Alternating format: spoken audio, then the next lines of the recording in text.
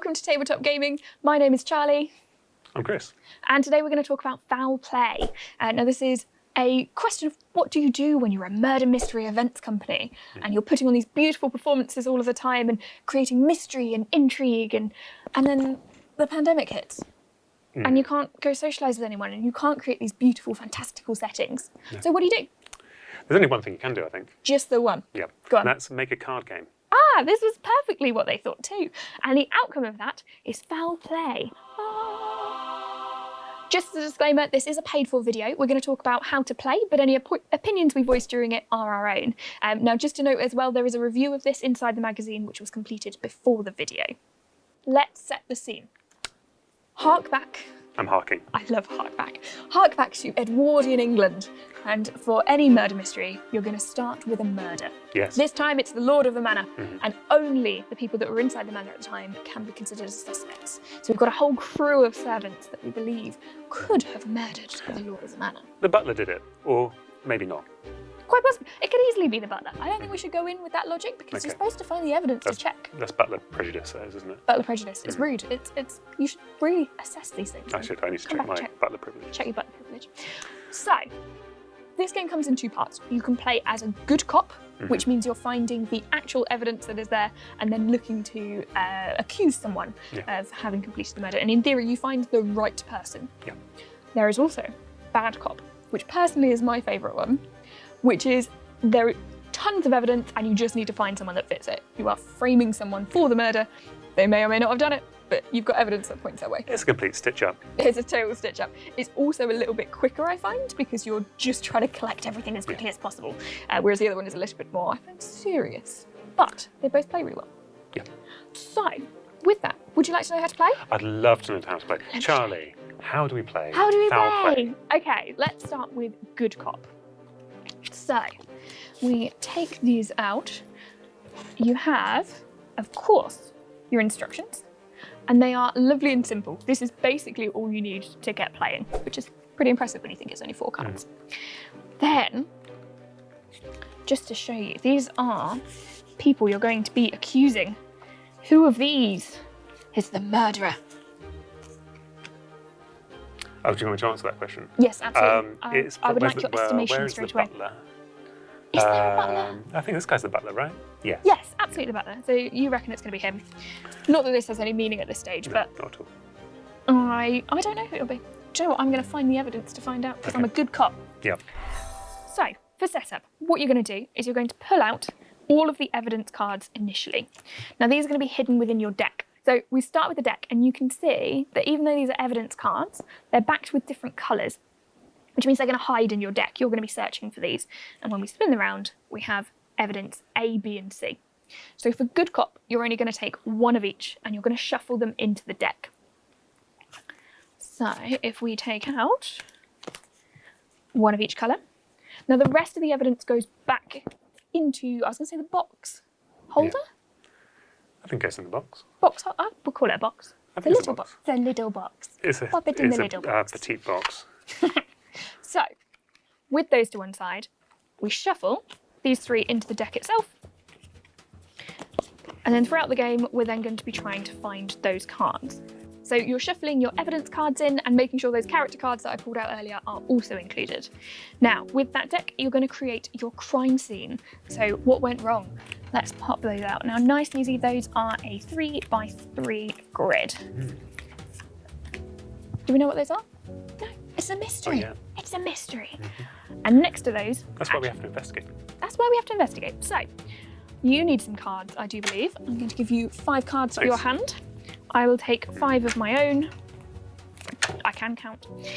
And then we pop the rest of the cards down as an evidence locker. Now, there will be a discard pile when you come to start discarding things, but for now, we just need to worry about the evidence locker.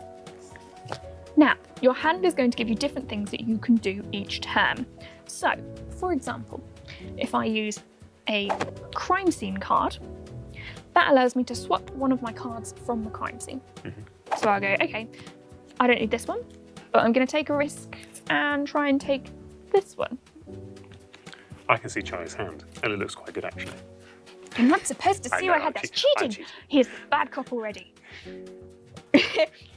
There are plenty more of ways. So not only the crime scene, we may have a hand. So in my case, I've got a hand that includes some evidence. So I now know the killer is female. So what I'm then going to do is when I'm collecting cards, if one of them happens to be a character, I'm probably going to try and keep the one that is female. In my hand, I have a male and a female character. So I know that at some point along the way, I can discard the male character because he doesn't fit the evidence that I've got. Now I need more evidence. I need to know how to do things. So it might be that you play one of your cards. What have you got? So well, this is a good example actually, because this is absolutely prime for me. So I'm going to play Fair Play. So this card, when I play it, face down, face up even. Face up. I get to pick. I get to swap a card. I get to pick your card, and do I get to give yours away? I can't remember. I can't believe you've stolen that card. That's totally because you stole my cards. And you get to pick one of mine, I believe. In which case, I'll take that one. Yeah, I can't remember what that was. Which is part of the game, remembering what's happening where. I've also got this card, the most exciting card in the game. The red herring. The red herring. Okay, so this is a nothing card. This is a nothing card. Because at the end of every time you play a card, you pick up a card from the evidence locker. So for example, on my turn, I may have discarded a card because I don't want it, I don't need it. I'll pop that in the discard pile, pick up a new one. Chris perhaps plays this red herring, so you could discard that, get a new one back in. So I'm going to play Foul Play. And what that allows me to do is pick a detective from around the table and steal one of their cards. So in this case, I'm going to take this one. The next card you can play is Full Interrogation, where all detectives reveal their hand. Now this is really helpful if other people have seen evidence. You've got evidence. Oh, you've got my evidence. The killer is female. If we had more, you'd start to get an idea. So maybe it's a female holding a weapon or something like that. And we'd then be able to sort of know, all of us would then know what the evidence is and who we're looking for. The next card you can play is Interrogate, which is more targeted. This allows you to have one detective show you their hand. So in this case, you're my only other detective. Yeah. What you got? There you go. See, rubbish, I already know that.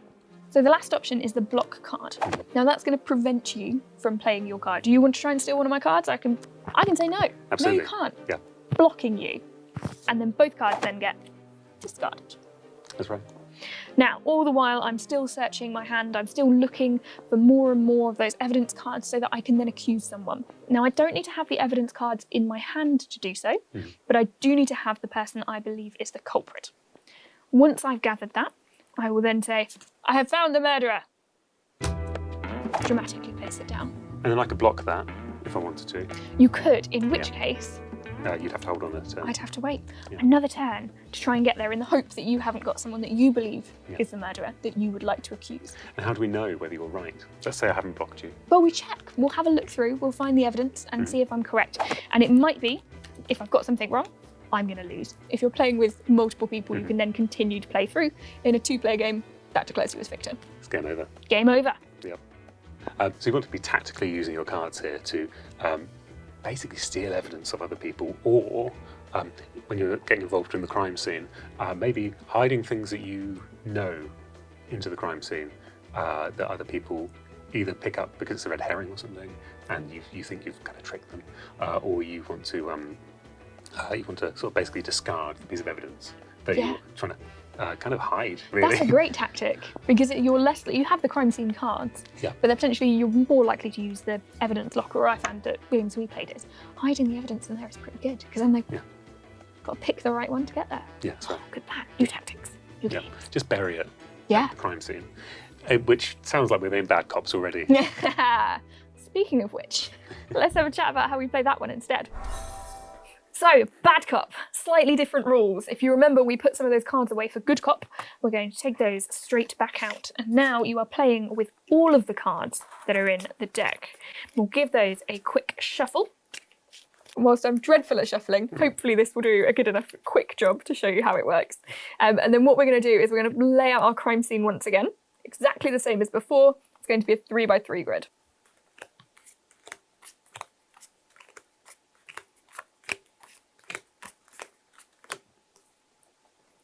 Now, this time we're going to have 7 cards instead of 5, which I can't count quickly, so let's just hope that I've given you the right amount. I'll give you Yes, I think that's 6. Now it's 7. So what are we doing I did this 7. month? Look, I can count. All is good. With this, the difference is you are not looking for the evidence. You are not looking for those 3 cards that tells you who it is. What you are looking for is any evidence at all, because you're a bad cop. You don't care who did it. You just need to get someone behind bars. Now, because all those evidence cards have been shuffled in, you may find different evidence to other people, but in this time, you're going to have to keep the evidence in order to accuse someone. So you're revolving your cards around exactly the same as before, playing, swapping, discarding, putting different ones in different places, stealing them from your hand. But the evidence just needs to be whatever evidence is. It needs to be an A, B, and C evidence, and it just needs to frame the right person. Yeah, and you need to have the right person. You do need to have the right person. So in my hand here, I've got this gentleman, Killian Lynch. Nice. That's nice and murderous. It's that's basically right. saying murder face, It is basically. but without any Yeah. names. And I just need to find some evidence that says that he, for example, has a tattoo, used a gun, and wears a hat. Nice. Or something like that. Or collect the random evidence, and then Yeah. just try and grab as many character cards Yeah. as you can. Yeah. That's it. And all the other card powers work the same, don't they? All the other card powers work exactly the same. When you accuse, you'll need to have that evidence there, and then the only other card that you need to worry about is the block card, which has a little bit more impact, I think, than it does in Good Cop. Because if somebody then declares that they found the murderer, nice and dramatically, cue Chris. I found the murderer. It's this guy. Was that dramatic? Oh, sorry. Hold Put some oomph in. on. You need to find the murderer with. I accuse this gentleman of murder most foul. Beautiful. Thanks. Apart from, I'm going to block you. Oh, okay. So you are no longer able to accuse them. And what happens now is I get to keep that character card. So you now have a couple of options. Do you try to steal the character card back, Yeah, that's what I do. or do you pick new cards before I find a way to accuse this character? Yeah, that's it. It's a race to stitch up. It is. It's a very quick one, and it's quite fun because you're constantly trying to get new cards, trying to change cards, trying to find the right evidence cards. This is my favourite version of playing, I think. Yeah, I think I prefer Good Cop actually. But We've got an even split. That's a good sign. there's plenty of ways to play. Yes. So that's all you need to know. You can pick up this game from foulplaygame.co.uk. It's a really nice one, just to sort of, I think, play after dinner. We retreat to the parlour and we play a card game like civilised people. Yeah, I think it's got big caravan energy. Yes, perfect. Take it to Butlins. It's just what you need for the evenings. We really enjoyed this, and I hope that you have too. Make sure you hit subscribe if you liked this, and like it. Let us know in the comments what you thought. You can find us at tabletopgaming.co.uk. Yeah. I'm Chris. And I'm Charlie. Thanks so much for watching.